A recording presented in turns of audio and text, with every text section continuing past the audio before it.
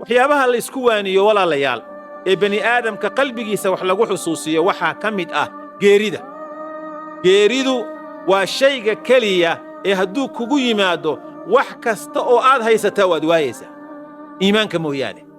wax kasto adduunye ah oo aad haysato khalaas waa u dhammaatay.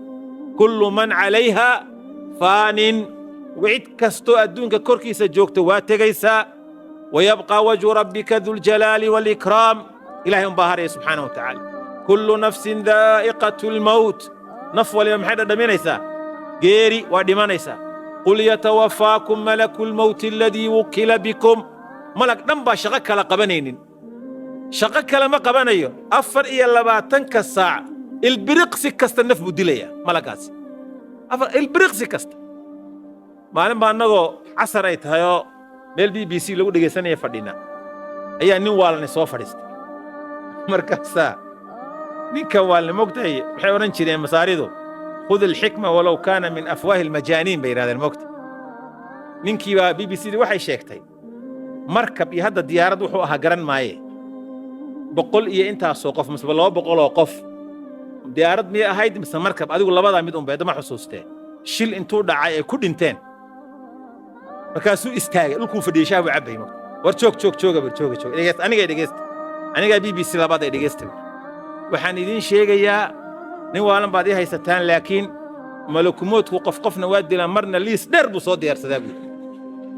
liis dheer waa kaa waa maqlaysaan buu. 100 hal mar buu qoorta ka jaray buu. marka intiinaan meesha fadhidaa haddaydan ku kala kicin qoortu idinka jarayaa buu. ila waa nin waalan moogtahay. inta dambe waxay ku tusaysaa inuu waalan yahay dee. marka waxa weeyaan ilaahay malagaas u xilsaaray. malagaas oo maxaan ku idhaahdaa naf kasta ilbiriqsi kasta waa dilayaa nafta. qul yatawafaakum malaku lmawt aladii wukila bikum. mujeedaa ilaahay muxuu yidhi subxaanahu wa tacaala mawdka wax ka carari kale male.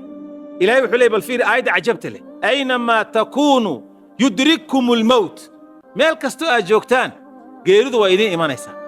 hadda haddii aan dabaqa afraad miyaan saaranay masamaaqa shanaad wuxuu yahay maan saarannahay. haddaan halkaa weligaan saarnaanno malakumoodku ka badbaadaynaa oo cuntada halkaan looga soo dhiibo? waa maya soo mahade. meel kastoo aad geshid, walow kuntum fii buruujin mushayada, xitaa haddii guryo qasriye ah oo dhismahooda aad loo adkeeyey, albaabadoodii la adkeeyey oo wax soo geli kara aan jirin, naftun baa lagaa qaaday.